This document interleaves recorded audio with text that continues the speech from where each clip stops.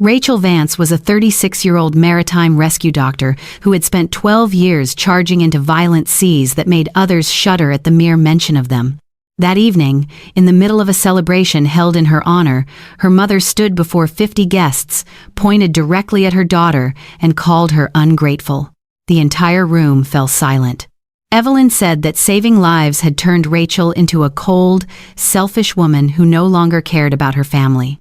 Liam, the older brother who had never managed to keep a job for more than 3 months, stood beside the bar in an expensive suit, spinning the keys to the Porsche around his finger as though the car belonged to him. Rachel walked over and snatched the keys from his hand. "From today on, live as though this family never had me." Her voice was so cold that Evelyn froze.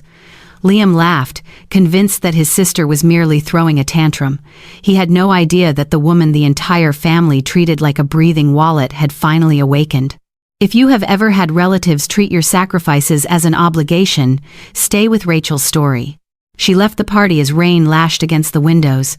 Behind her, the seaside mansion glowed like a stage built with her money. What hurt Rachel most was not the humiliation. It was the fact that she had paid for the very evening being used to humiliate her. The imported seafood, vintage wine, live band, and fresh flowers had all been charged to a credit card bearing the name Rachel Vance. Evelyn said the celebration was for her daughter.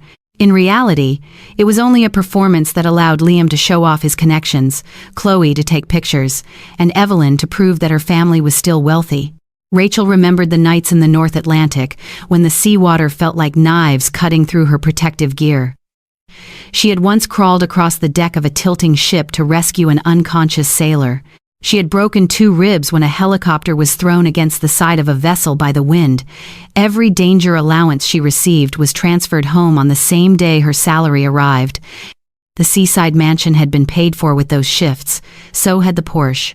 Liam used his sister's money to rent yachts, buy watches, and tell Chloe that he was running an investment company. Chloe believed him because everything surrounding Liam looked expensive. She did not know that beneath the glamorous appearance was a man who had never been able to pay his own electricity bill. Rachel knew her brother was lying, but she always comforted herself by believing that he was simply going through a difficult phase. She believed Liam would eventually grow up. She believed her mother understood her sacrifices. She believed her family only needed a little more help. 12 years had disappeared into that little more. Her phone vibrated when Rachel stopped beneath the shelter of an empty gas station. A message from Evelyn lit up the screen. "Bring the car back immediately. Otherwise, I will tell the police that you stole your brother's car." Rachel read it twice, then laughed. It was the dry, hollow sound of someone who had finally seen the truth after years of deceiving herself.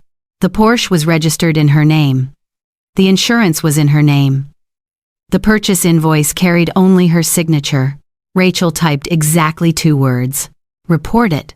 40 minutes later, police sirens echoed outside the seaside mansion. Evelyn believed her daughter was about to be dragged back in handcuffs. Liam had already started recording, ready to capture the moment Rachel was humiliated. But when the officers walked through the door, the person ordered to place both hands behind his back was Liam. When the living room door closed behind the last police officer, Liam still did not understand what had just happened. Only a few minutes earlier, he had believed he was the victim of a car theft. Now, he was the one being questioned for providing false information to the police. Rachel was not there. She was sitting at the Maritime rescue station, across from Colonel Marcus Hale, the man who had commanded her for 8 years. Marcus did not ask why she had remained silent for so long. He simply pushed a folder across the table toward her. Inside were statements from the supplementary cards connected to Rachel's account. Each expense appeared like the cut of a blade. A yacht club, a luxury spa, seaside restaurants, a watch store, payments to an online gambling website. Over 18 months, Liam had spent an amount equivalent to nearly 3 years of salary for a young rescue worker. Marcus asked whether she recognized any of the transactions. Rachel shook her head. For the first time, she did not search for an excuse to defend her family. She no longer comforted herself by saying that Liam was struggling. In front of her was evidence of systematic financial exploitation, concealed beneath the name of family love. Rachel called the bank. She demanded that every supplementary card be permanently blocked, every form of account access be revoked, and all verification codes be changed. Across the city, Chloe had just placed a dress on the checkout counter when the payment terminal declined the card. Liam called the bank and shouted at the staff, then called Rachel again and again. Rachel did not answer. Her occupational hazard insurance policy was worth $600,000. Rachel had once believed it was a way to ensure that her mother and brother would never be left in need if she died at sea. Now, she signed the documents removing both of their names. The entire benefit was transferred to the Poor Patients Support Fund, the organization that had once paid medical expenses for uninsured fishermen Rachel had rescued. Marcus watched as she signed each page. He understood that this was not merely a financial change. Rachel was burying the former version of herself, the woman who had always believed that one more sacrifice would finally make her family grateful. But she was not finished. That afternoon, Rachel met with a lawyer. The documents for the seaside mansion were opened across the desk. Every loan payment, property tax bill, and maintenance expense had been paid by her. Evelyn and Liam possessed only temporary rights of residence. Rachel signed an application to reclaim the property and issued formal notice requiring them to leave the house within 30 days. The news reached the mansion the following morning. Evelyn called more than 20 times. She cried, screamed insults, and then suddenly went silent. By the afternoon, Liam sent Rachel a picture of their mother lying in an emergency room, along with a message saying that Rachel would regret everything if something happened to her. Rachel called the hospital directly. The attending doctor explained that Evelyn had only experienced a mild increase in blood pressure caused by stress. When the staff asked who would cover the additional medical expenses, Rachel provided her mother's basic health insurance information and replied that all costs outside the insurance coverage would need to be discussed with Liam, her successful son. For the first time in 12 years, Rachel turned off her phone without feeling guilty. Outside the window, the sea rolled beneath a gray sky. In the past, she had always rushed to save others before thinking about herself. But that morning, Rachel understood a bitter truth. Some people do not need to be rescued from the consequences. They need to be forced to face them. 3 days after receiving the notice to leave the mansion, Evelyn stormed into the Maritime rescue station with Liam and Chloe. She had not come to apologize. She had come to demand the credit card back.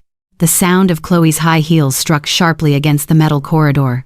Liam followed behind her with a hollow face, a wrinkled shirt, and the fury of a man who had just discovered that every door had been locked. Evelyn led the way, gripping the eviction notice as though she were holding evidence of a crime.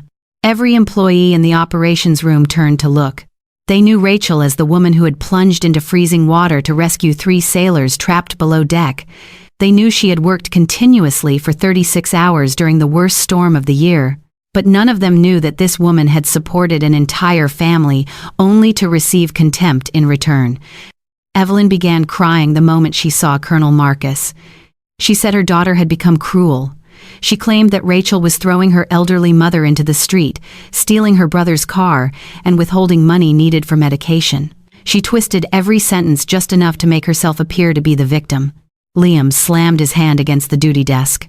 He demanded that Rachel appear immediately. The door at the far end of the corridor opened. Rachel stepped out wearing her dark blue rescue uniform. Her hair was tied neatly into a bun. On her chest was the shift commander's insignia, a rank Liam had never even known she possessed. He had always told his friends that his sister was nothing more than an ordinary rescue worker. But inside this station, Rachel had the authority to coordinate every emergency operation across the Northern Bay. She stopped a few steps away from her family. Evelyn moved closer and lowered her voice, as though she were granting her daughter one final opportunity. Withdraw the case. Restore the cards. Give the car back to your brother. Then we will pretend none of this ever happened. Rachel stared at her mother for a long time. There was no regret in Evelyn's eyes. There was only fear of losing the luxurious life she had grown accustomed to enjoying with her daughter's money. Rachel placed a folder on the desk. Shopping receipts, gambling debts, yacht fees, and a copy of the false police report slid out in front of everyone. That house was paid for with shifts that could have cost me my life. The car legally belongs to me. Those cards were used to fund a lifestyle Liam never earned for himself. Her voice was calm, but every word carried the weight of steel. If you want to continue living in luxury, tell your golden son to get a job. Liam lunged forward and tried to seize the documents.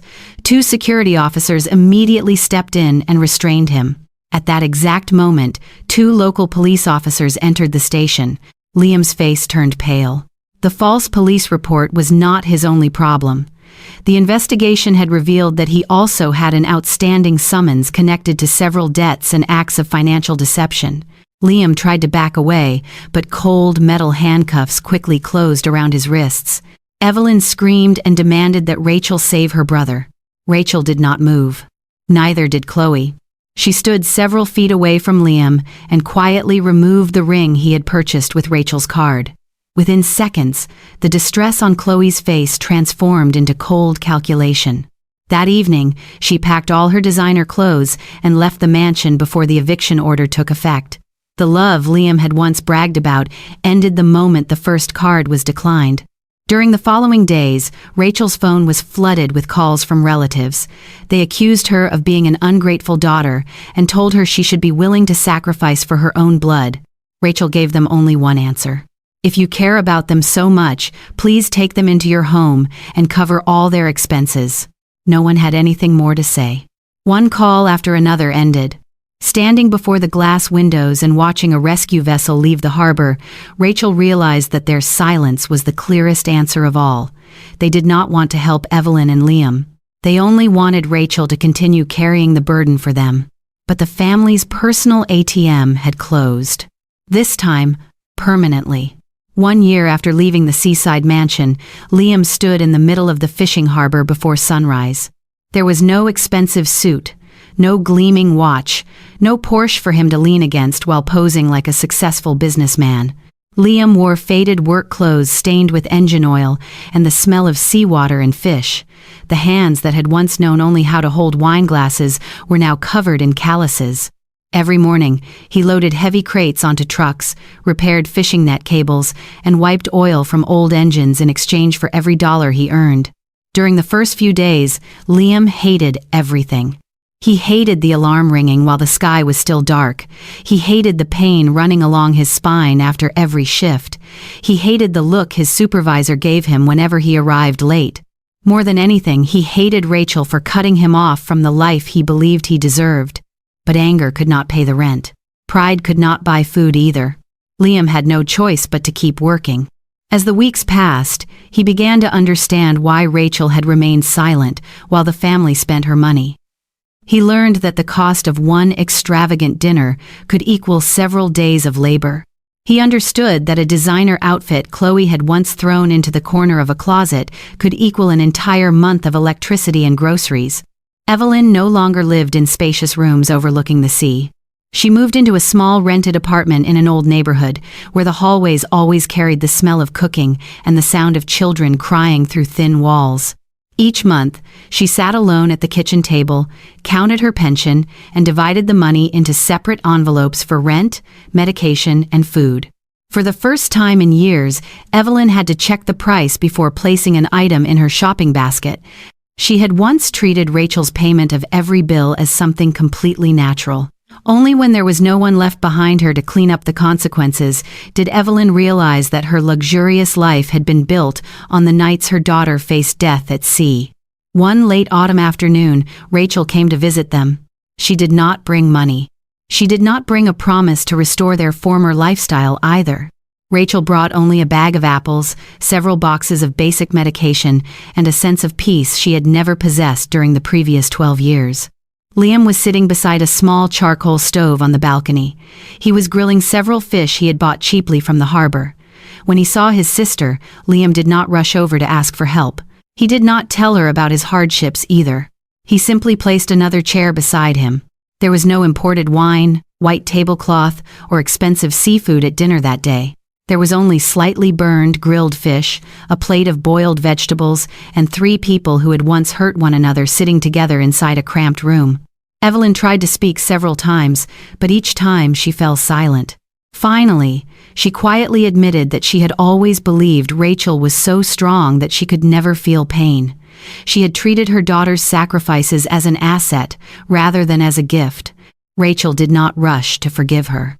She understood that one apology could not erase 12 years of exploitation. Real change had to be proven through time, responsibility, and action. But when Liam pushed the plate of fish toward her, Rachel saw something in his eyes that had never existed before: respect. It was not fear of losing money. It was not an act designed to gain her help. It was the understanding of a man who had finally learned how much sweat had to be exchanged for every dollar. Rachel realized that cutting off financial support was not the cruelest thing she had ever done. It was the final act of kindness she could offer them. Unconditional indulgence is not always love. Sometimes it is a poison that destroys a person's ability to stand on their own feet. When you establish boundaries, you do more than protect yourself. You also force others to take responsibility for their own lives. If Rachel Vance's story helped you recognize the strength it takes to walk away from a toxic family, please like this video and subscribe to the channel. Share in the comments the most difficult boundary you have ever had to establish with a family member. Sometimes, peace does not begin with forgiveness. It begins the moment you stop allowing others to hurt you. Sometimes, walking away from toxic family patterns is not cruelty. It is the first step toward healing. Rachel's story reminds us that setting boundaries can protect our dignity while forcing others to face the consequences of their choices. Do you believe Rachel made the right decision, or should she have given her family another chance? Share your opinion in the comments below. Your story may give someone else the courage to stand up for themselves. If you enjoyed this family drama story, please like the video, subscribe to the channel, and turn on notifications for more powerful stories about betrayal, justice, and second chances.